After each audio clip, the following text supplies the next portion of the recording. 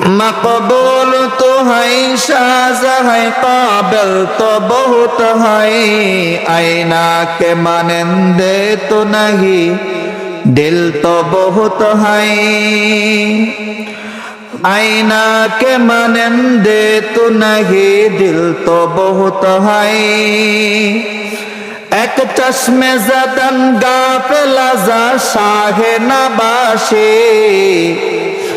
एक चश्मे ज़दन गाफिल ज़ा शाहे नबाशी शायद के निगाह है को नदागाह नबाशी शायद के निगाह है को नदागाह नबाशी दुनिया में हो दुनिया का तलबगार नहीं हो बाजार से गुजर हो खरीदार नहीं हो माँ दर्द जहाँ गैरे खुदा यारे नदारीम माँ दर्द जहाँ गैरे खुदा यारे नदारीम जुजिया दे खुदा हिच दिगर गैरे नदारीम।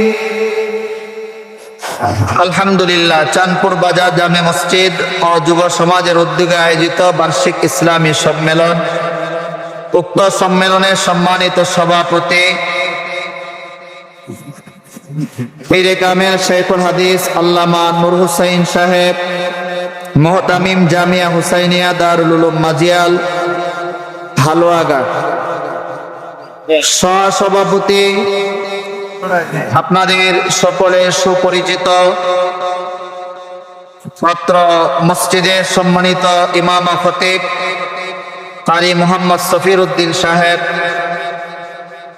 কারি মোহাম্মদ এহসানুল হক সাহেব আজকের প্রধান মেহমান বিশেষ মেহমান মঞ্চে উপবিষ্ট জাতির কর্ণধার হযরত বুজুর্গ উলামায়ে কেরাম সামনে উপবিষ্ট দিন প্রিয় ইসলাম প্রিয় সর্বস্তরের মুসলিম ভাইয়েরা বুড়া বাবারা পর্দার অন্তরালে অবস্থানরত পর্দানশীল মা ও বোনেরা সর্বপ্রথম মহান রব্বুল আলামিনের আলিশান দরবারে শুকরিয়া আদায় করছি যে মহান রব্বুল আলামিন দয়া করে মায়া করে মেহেরবানি করে ভালোবেসে মহব্বত করে আল্লাহ জাল্লা শানুহু তাআলা 10 মায়ের 10 সন্তানকে খোলা আকাশের নিচে মাটি নামক বিছানায় মিলেমিশে বসার তৌফিক এনায়েত করেছেন সে রব্বে কারীমের দরবারে আমরা মুমিন মুসলিম হিসাবে ঈমান ও ইসলামের আওয়াজকে উঁচু করে সকলেই সমস্বরে একবার পড়ে নেই আলহামদুলিল্লাহ।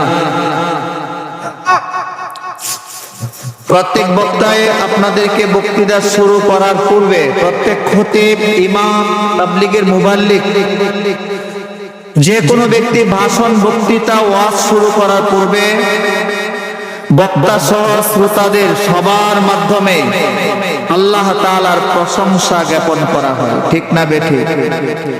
আমার মতো প্রত্যেক বক্তায় আপনাদেরকে আলহামদুলিল্লাহ বলাই না এটা কোন বক্তার শেখানো পদ্ধতি না এটা আল্লাহ তাআলার শেখানো পদ্ধতি।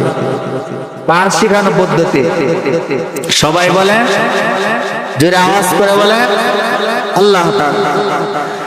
যেই সূরার প্রথম অংশ প্রথম আয়াত আমি পাঠ করেছি কোরআনে হাকিমের 17তম সূরা সূরাতু বানী ইসরাঈল 111টি আয়াত রয়েছে 12টি রুকু রয়েছে 12তম রুকু সর্বশেষ রুকুর সর্বশেষ আয়াত 15 নম্বর পারা 11 নম্বর পৃষ্ঠা 14-15 নম্বর লাইনে আল্লাহ তার রাসূলকে এই সিস্টেমটা শিখাইছেন আল্লাহ তার হাবিবকে ওহীর মাধ্যমে আদেশ করেছেন নবী আপনি বলেন আলহামদুলিল্লাহ। শিক্ষা দিচ্ছেন কে? সবাই বলেন আল্লাহ। কারে বলতেছেন?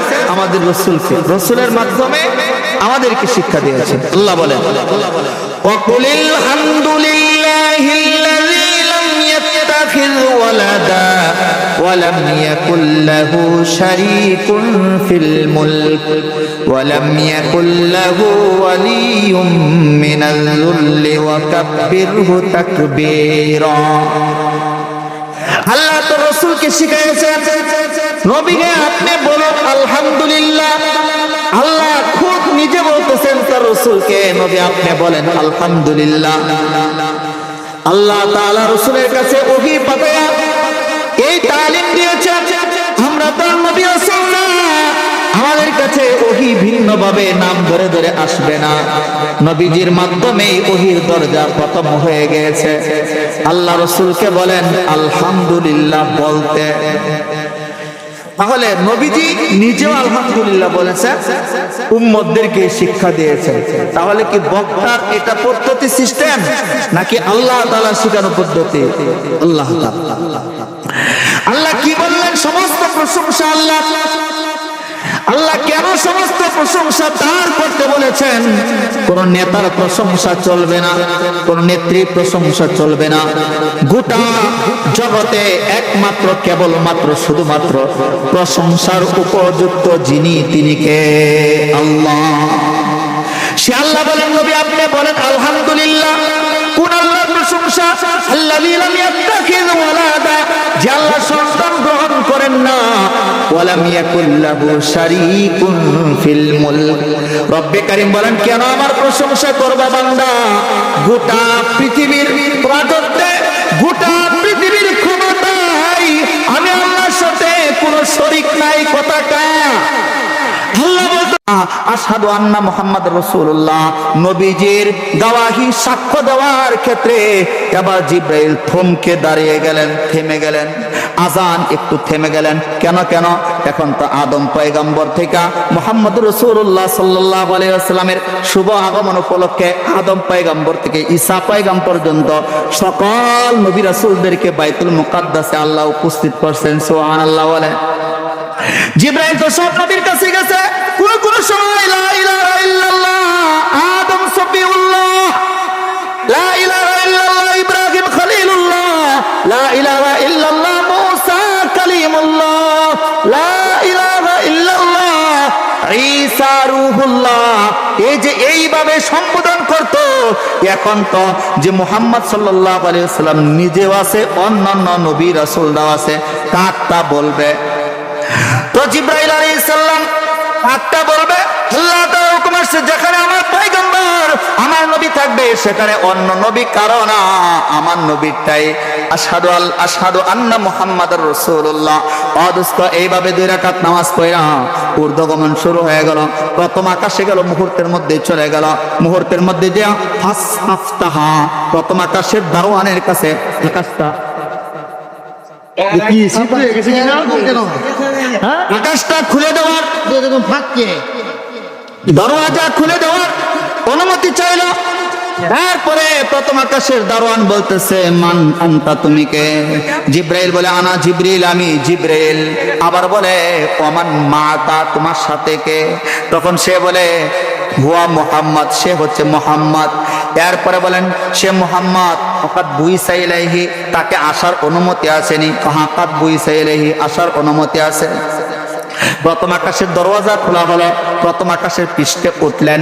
সেখানে যায় মুহাম্মদ বলেন প্রাণা ইদান আনা ও আদম, সেখানে যায় দেখি আমি এবং আমার বাবা আদম পয়গম্বর।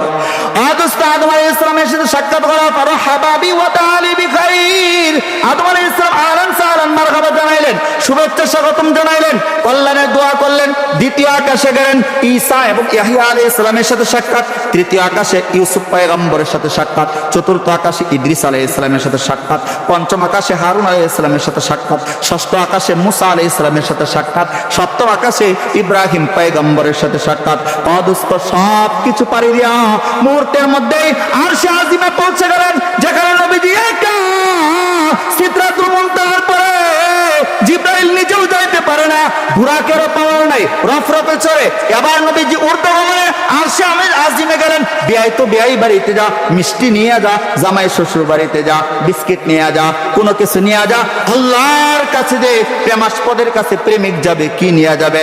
আল্লাহ তো মিষ্টিও খানা, ভাতও খানা, পানিও খানা, ঠান্ডা 7 আপ কিছুরই প্রয়োজন নাই। তো আল্লাহর নবী আল্লাহর জন্য কি নিয়ে যাবে? সহিহ বুখারী 831 নম্বর হাদিস যেটা নিয়ে গেছে এটা আপনারা জানেন, তাশাহুদ, আত-তাহিয়াতু লিল্লাহি ওয়াস-সালাওয়াতু ওয়াত-তাইয়্যিবাতু, তিনটা জিনিস নিয়ে গেলেন। তাহিয়াতু সমস্ত অভিবাদন, ওয়াস-সালাওয়াতু সমস্ত শারীরিক ইবাদত, ওয়াত-তাইয়্যিবাত সমস্ত পবিত্রতা। তাহিয়াতু লিল্লাহ কার জন্য? আল্লাহর জন্য। তিনটা জিনিস নবীজি আল্লাহর কাছে হাদিয়া হিসেবে নিয়ে গেল। আল্লাহ খুশি হয়ে পয়গম্বরকেও হাদিয়া দিলেন তিনটা। কয়টা? আল্লাহ বললেন আসসালামু আলাইকা আইয়ুহান নাবিয়্যু ওয়া রাহমাতুল্লাহি ওয়া বারাকাতুহু, আসসালামু আলাইকা আইয়ুহান নাবিয়্যু ওয়া রাহমাতুল্লাহি ওয়া বারাকাতুহু। নবী হে, আপনার হাদিয়া দেখে খুশি হয়ে গেলাম, আপনারাও দিলাম তিনটা। সুবহানাল্লাহ বলেন। নবীজি দেখেন কেমন মায়ার নবী, কেমন দয়ার নবী, দয়ার সাগর।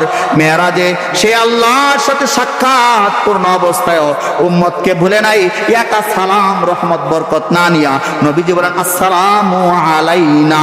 আসসালামু আলাইয়া বলেন নাই, আসসালামু আলাইনা, আমাদের সবার উপর শান্তি, ওয়া আলা ইবাদিল্লাহিস সালিহিন, কিয়ামত পর্যন্ত যত নেককার বান্দা আসবে সবার উপর শান্তি। সুবহানাল্লাহ বলেন।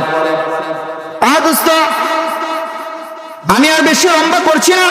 এইভাবে মেরাজ থেকে ফেরার পথে আপনি আমার জন্য আল্লাহ রসুলকে তো হাদিয়া দিলেন, সালাম দিলেন, রহমত বরকত দিলেন। আমাদের জন্য একটা হাদিয়া আল্লাহ তাআলার পক্ষ থেকে আসছে। বিয়াই বাড়িতে গেলে যাওয়ার সময় বিয়াইনের লেগে কাডলটা নিয়ে যান, হয়নি? আল্লাহর তো কোনো বিয়াইন নাই, কোনো বেওয়াই নাই, আল্লাহর কোনো সন্তানাদি মা বাবা কেউ নাই। আছে আদরের কিছু বান্দা বান্দি। ও হাবিব, আমার আদরের বান্দা বান্দিদের জন্য তিনটা জিনিস হাদিয়া। তিনটা বলার সময় নাই, একটা জিনিস নিয়ে, তিনটার মধ্যে একটা হলো 50 ওয়াক্ত নামাজ নিয়ে যান। মুসা আলাইহিস সালামের সাথে সাক্ষাৎ হইলে 9-12-45 ওয়াক্ত কমাইছে, 5 ওয়াক্ত আছে। ও দোস্ত, 5 ওয়াক্ত নামাজ থেকে আমরা বিরত। 5 ওয়াক্ত নামাজ যদি পড়তে পারি, আল্লাহর ঘোষণা ঠিকানা জান্নাত। কোথায়? আমি 2-3 মিনিটের মধ্যে আলোচনা শেষ করছি। ও দোস্ত, আজকে নামাজ পড়তে মন চায় না কেন? ওয়াজ শুনতে মন চায় না কেন? বাজারে সময় দিতে মন চায় কেন? একমাত্র কারণ ইমানি পাওয়ার কম। নামাজের ক্ষেত্রে ঠন ঠন। কেন কেন কেন আমরা জানি না নামাজ পড়লে কি লাভ? সারাদিন জেলে হয়ে মাছ ধরে কনকনে শীতের মধ্যে, প্রচন্ড গরমের মধ্যে মাটি কাটার কাজ করে। এই প্রচন্ড বৃষ্টির মধ্যে যদি বলা হয় এই চাঁদপুর থেকে ফুলপুর যাইবা, রাত বাজে 3টা, তোমাকে 3000 টাকা দেব, বৃষ্টির মধ্যেও যাইবেনি যাবে। কারণ কি? এই 3000 টাকার ফায়দা মজা দুনিয়াতে বুঝছে। 3000 টাকা দিয়ে অনেক কিছু করা যায়। অবস্থা নামাজ পড়া যে জান্নাত, জান্নাত কেমন? কোন বান্দা যদি বুঝতে জানতো, আমার হাতে সময় থাকলে আপনাকে চোখে আঙ্গুল দিয়া আমি দেখা দিতে পারতাম। অদোস্ত, জান্নাত কেমন যদি একটাবার বুঝতো। চাঁদপুরবাসী একটা মানুষ ফজরের সময় ঘুমাইতো না, মসজিদে আয়েশা জামাতে নামাজ পড়তো। অদোস্ত, সংক্ষিপ্ত সময়ে 2-1 হাদিস শুধু বইলে আমি বিদায় নিচ্ছি। অদোস্ত, জান্নাতি প্রত্যেক বান্দা বান্দি জান্নাতে ঢুকবে, দরজা